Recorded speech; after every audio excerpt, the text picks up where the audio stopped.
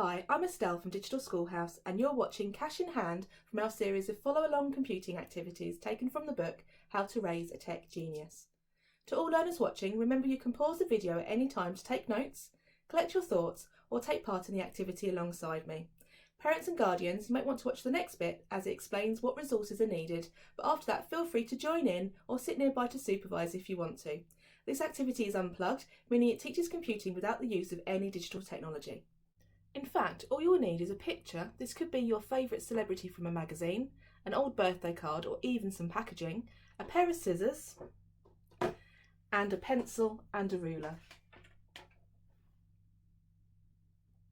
Feel free to pause the video now to collect all of your resources together. In Cash in Hand, you'll be learning about computer system hardware, how computers store instructions, how computers execute instructions, how to decompose a problem, and you'll also be modelling a real-world physical system. More about that later. The first thing you're going to do is cut your picture into 32 equal pieces.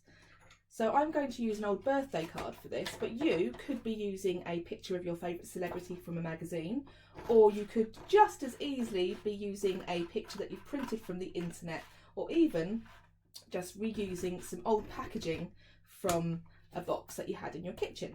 Any of those is absolutely fine. So I'm going to use a ruler and pencil to mark out my my card so that I end up with an equal number of 32 pieces.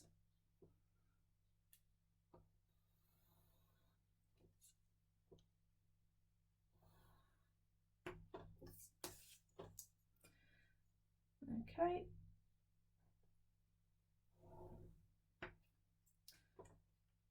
Now the other thing that you could do is fold it if you've got a thinner piece. Mine's a little bit too thick to do that. And I would spend a bit longer actually measuring it out if I had a bit more time. So I'm doing 32 pieces.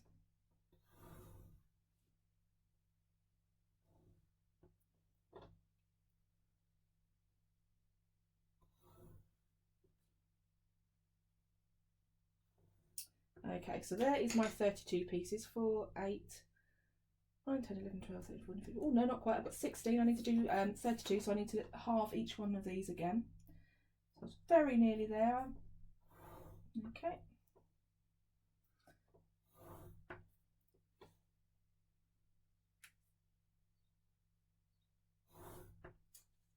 Oops. And the last one.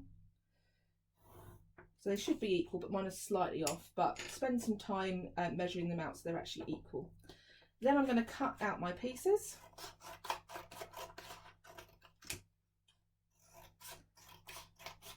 So each strip should have 8 on them.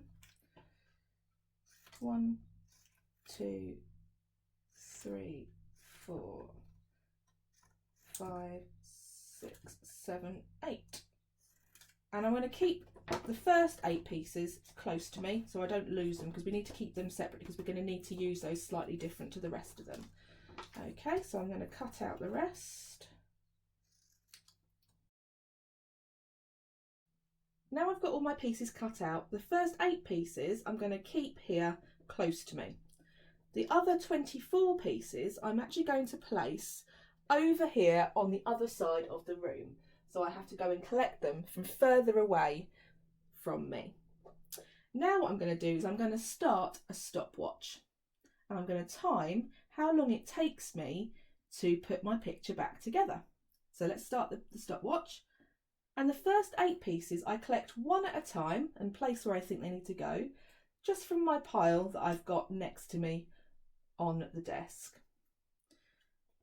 So place that piece there. I think that one goes there. Then that one. Then that one.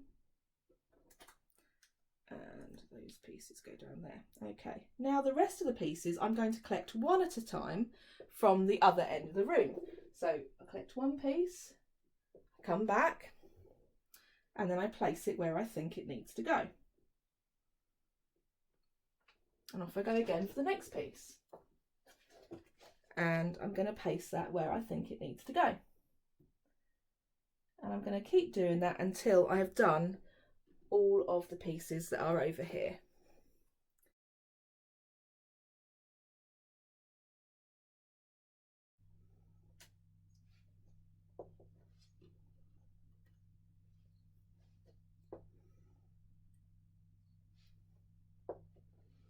Oh, penultimate piece.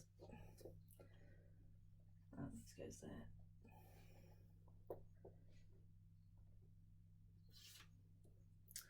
Okay, that's the last piece I've got now, so I can just slot that in and just work out where the last couple of pieces go.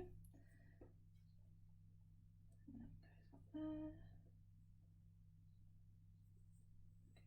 there. One goes in there. There we go. Okay, so there is my finished picture, so I can stop my stopwatch.